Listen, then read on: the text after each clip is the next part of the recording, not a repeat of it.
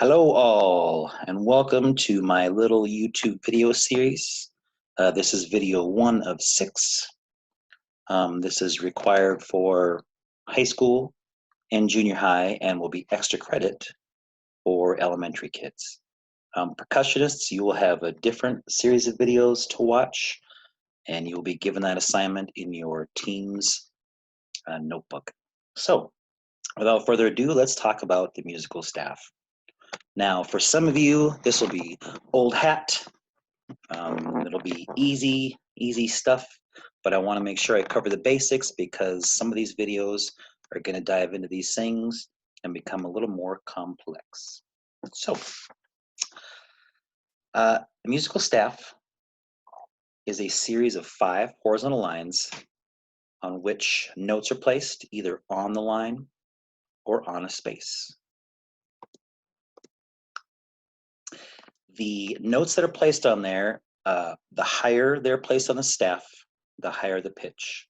The lower the note appears on the staff, the lower the pitch. The space between 2 staff positions, meaning the space between 2 notes on the staff, is called an interval or a step. If it's a step, the notes are close. If it's an interval, the notes are farther away. The staff is numbered from the bottom up. So starting on the bottom line, it would be 1, 2, 3, 4, and 5. And starting on the bottom space, it'll be 1 through 4. Now, you already know the easier way to remember these, but we're going to go over that eventually anyway. And lastly, the staff reads left to right, just like a book. So a couple special situations with staffs. 2 or more staffs stacked on top of one another is called a score. Now you notice these are 5 staffs, and they have a big brace on the side of them. That means they are all played together. So a good example is piano music. Piano music has 2 staffs stacked on top of one another.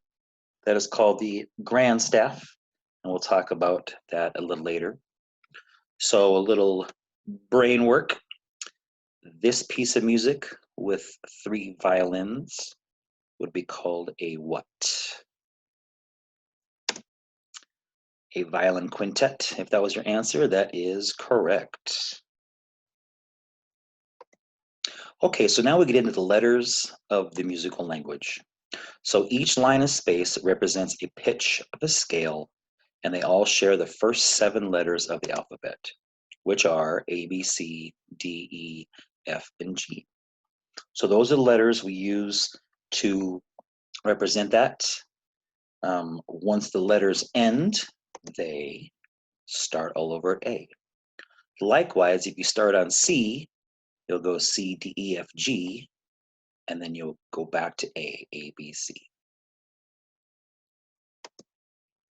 So the treble clef, this is the mnemonic device. Mnemonic devices are basically you take the first letter of every word, and that is how you remember the lines of the staff.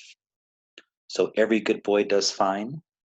Notice this starts from the bottom line of the staff. And it only works in treble clef.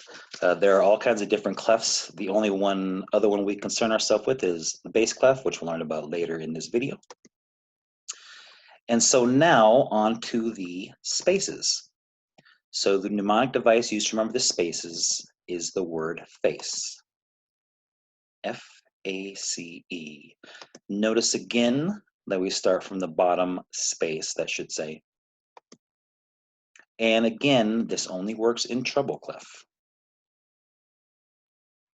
So we know the names of the lines and spaces. Now we're going to figure out how to use the alphabet.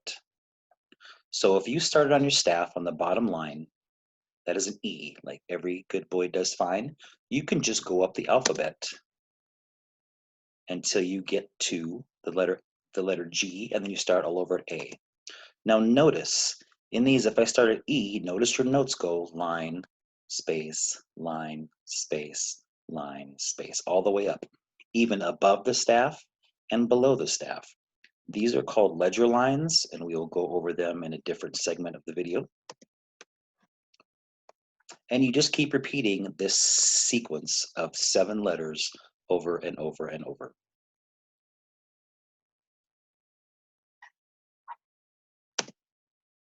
So here, I guess we get to ledger lines quicker than I thought.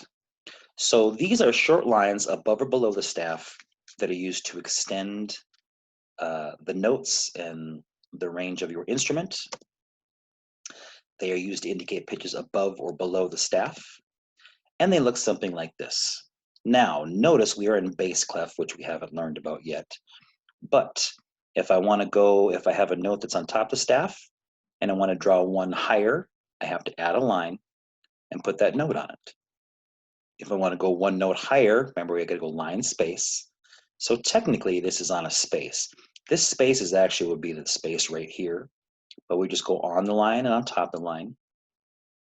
Since we need an extra line to go higher, we add, let me get my cursor back here. We add a line right here on the line, on top of the line, and so forth. Notice we have a line that kind of goes like this and a line that goes like this. This could be a whole nother staff for different instruments, and we'll talk about that a little later. Ledger lines also work going down. So notice I have a line, I put it on the bottom of the line that goes down one letter of the alphabet. If I want to go one note above this or below this, I go down to the C, and so forth. If you do not know how to count these, if you know, for instance, if this is G, you can just go G, A, B's in the space, C is on the line. Oh, I'm sorry. B, C, D, E, F, and G. So if you do not know what a ledger line is and you don't have a fingering chart, you can just use your alphabet and your knowledge of line space to count up and figure out what your note is. So, and again, when you get too high, instead of writing all these lines, we just use a different clef that has different notes on it. And we will go over that in a little bit also. Okay, intervals. Intervals is space between two staff positions. I've given you some examples of intervals. Unison is when two notes are in the same line.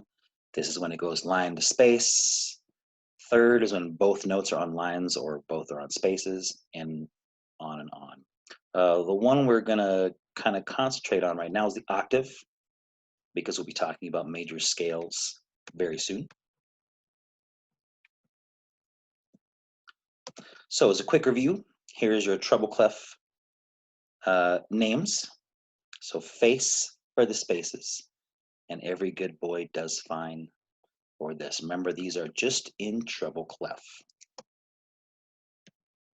So going back to and finding my next little presentation. So now we're going to talk about clefs. So your examples previously were from the treble clef. Now we're going to talk about the bass clef and a few other clefs. So what is a clef?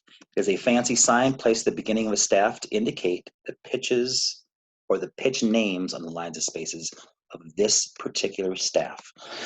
Now there's a bunch of different clefs, but like I said, we're going to talk about two and then a little bit of extra one with a third one. So different instruments and different voices use different clefs. For instance, trombones and baritones or euphoniums and tubas, they use bass clef, as do bassoons, and most of the other instruments use treble clef. Drummers use something called a neutral clef. So, and clefs are used to avoid ledger lines in other clefs. If I were to write tuba music on a treble clef, I would have to have a ton of extra ledger lines. So I'm just going to use a full-fledged different clef for that.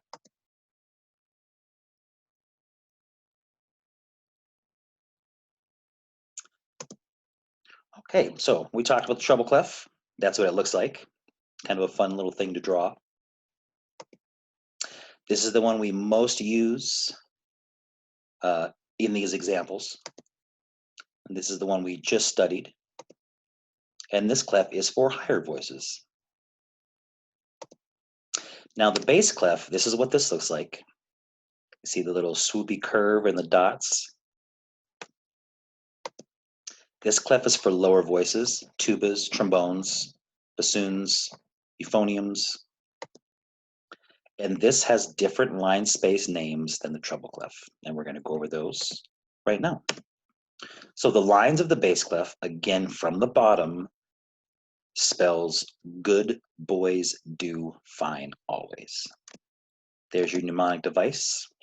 And the spaces of the bass clef spell all cows eat grass or all cars eat gas.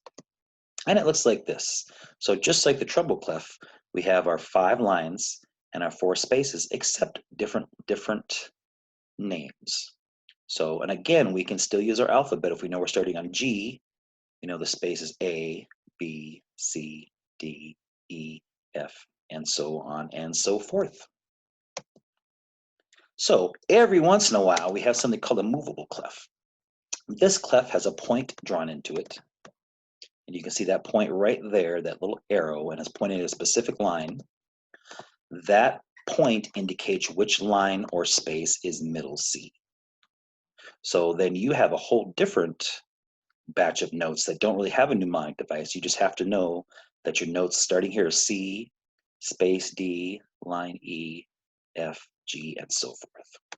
A few instruments use different clefs. The viola, I believe, does.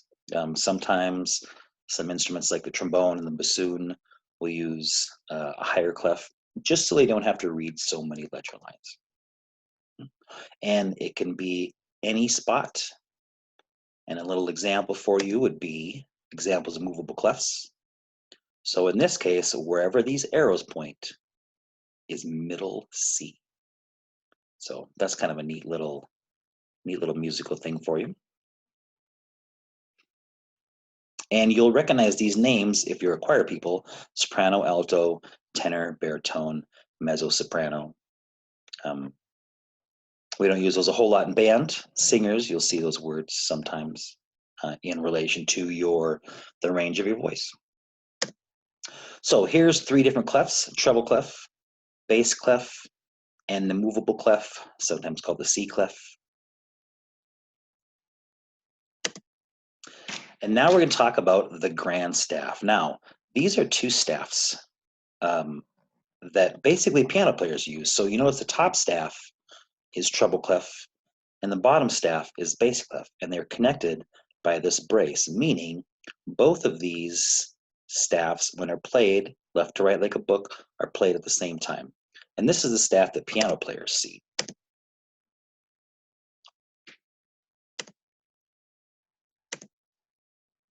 And these things we just talked about.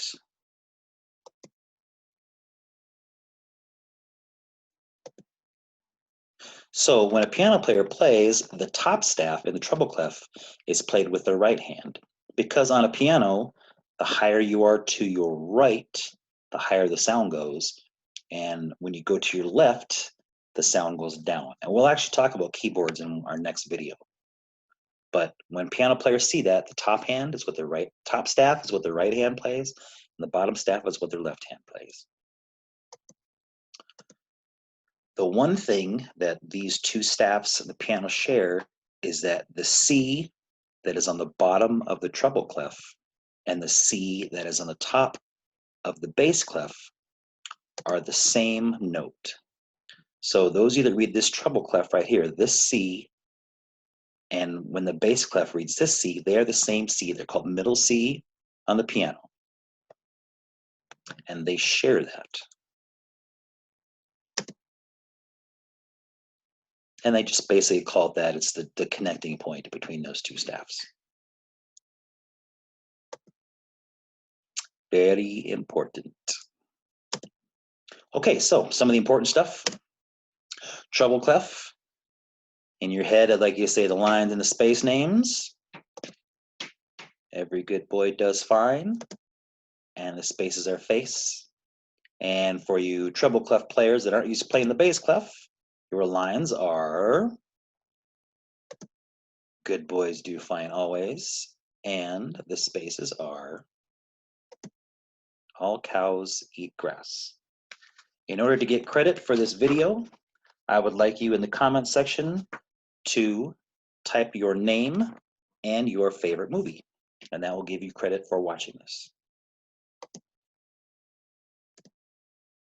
So as a little finisher, here we are in bass clef using our all cows eat grass spaces, going right up our alphabet till we hit C. Remember, these two C's are the same, and we can just keep going all the way up.